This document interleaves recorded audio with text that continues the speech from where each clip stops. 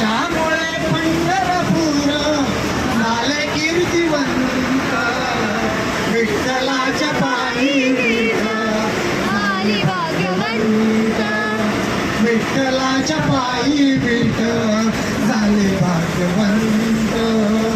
विठ्ठलाच्या पायी विठ्ठल झाले भाग्यवंत पाहुनी विटेवरती